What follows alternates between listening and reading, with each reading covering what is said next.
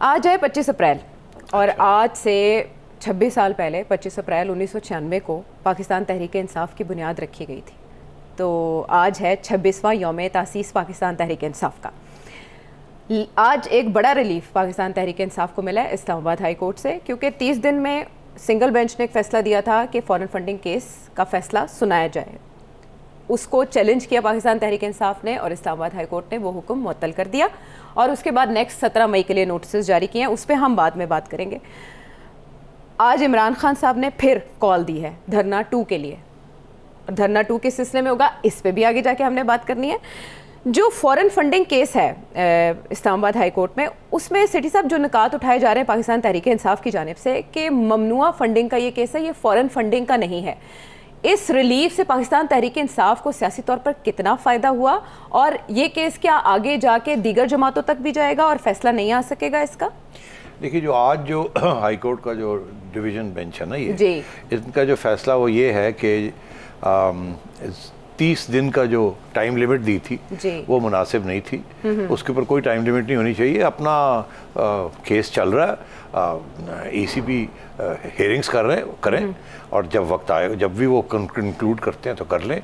मगर ये जो 30 डेज़ का दे दिया गया कि इसके अंदर अपना फैसला सुना दें, ये मुनासिब नहीं है। अगर 10 दिन में ये अपना हेयरिंग ख़त्म हो जाती है और उसके बाद 2 महीने ही लगाना चाहते हैं, that's up to ECP।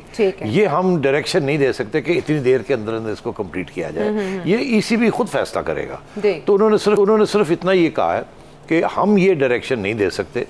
ECP खुद, आफ्टर ऑल 7 साल ECP ने खुद फैसले करते रहे और वो चलता रहा, सारा कुछ डिलेज होती रही हैं, तो ECP जिम्मेदारी है ना उसकी। तो अभी भी ECP का ये फैसला है। तो मेरा ख्याल है हाई कोर्ट ने कोई ऐसी बात नहीं कही। जो मेरा भी यही ख्याल था कि जब वो आएगा यहाँ तो वो यही कहेंगे, तो इसलिए ये तो नहीं बात। मगर जो बात जो मुझे जो थोड़ी चुभ रही है वो ये कि ट्विटर के ऊपर अब कमेंट्री आनी शुरू हो गई। क्या आपको पता है कि PTI की तरफ से इलेक्शन कमीशन के ऊपर बहुत सख्त प्रेशर है। एग्जैक्टली वो एहतजाज की कॉल दे दी गई है कल के लिए। खान साहब ने खैर मकदम किया था और इसका डिफेंस किया था राजा साहब का, जो कि ECB के चेयरमैन है।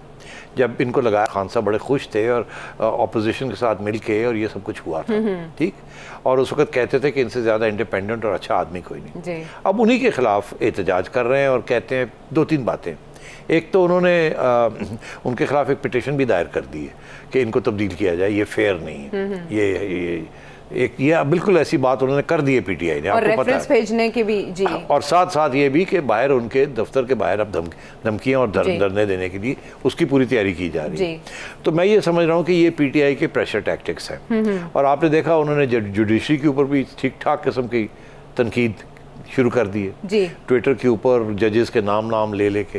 तो मैं ये समझता हूँ कि इसी तरीके के साथ उन्होंने पाकिस्तान की अफवाज के ऊपर भी नाम ले लेके और तनकीद और काउंटर प्रेशर, और ट्विटर के ज़रिए सारा ये प्रेशर पड़ रहा है और कोई कहीं और से प्रेशर नहीं आ रहा। और ट्विटर के अंदर हमें इस बात का पता चल गया है कि 1000 लोग भी जो हैं उनके साथ भी आप पूरे ट्रेंड्स बना सकते हैं और ऐसा एक प्रेशर बना देते हैं कि लोग ऐसे समझते हैं कि 10 मिलियन लोग या 1 करोड़ लोग जो हैं वो ये चाहते हैं। हालांकि इसमें से पता ये चलता है कि ज़्यादातर तो वो रोबोज हैं जो कि खुद ही कंप्यूटर बना के 6 अकाउंट से वो बना रहे हैं। तो अब ये एक पूरी कैंपेन चल रही है प्रोपेगेंडा की और फेक न्यूज़ की, जिसकी ज़रिए ये पहले इन्होंने फ़ौज के ऊपर प्रेशर डाला, अभी भी डाल रहे हैं कि जी कि किसी तरीके से हमें वापस लाया जाए या इस हुकूमत को निकाला जाए और फौरी तौर पर इलेक्शन कराया जाए। ये और इसका मकसद एक ही है कि फ़ौज के अंदर फूट डाली जाए। और ये तो अब बाहर आ गई ये बात ना, ये कोई छुपी हुई बात नहीं है। इसी तरीके के साथ अब वो इलेक्शन कमीशन के ऊपर ये कर रहे हैं, इसी तरीके के साथ वो जुडिशरी के ऊपर कर रहे हैं।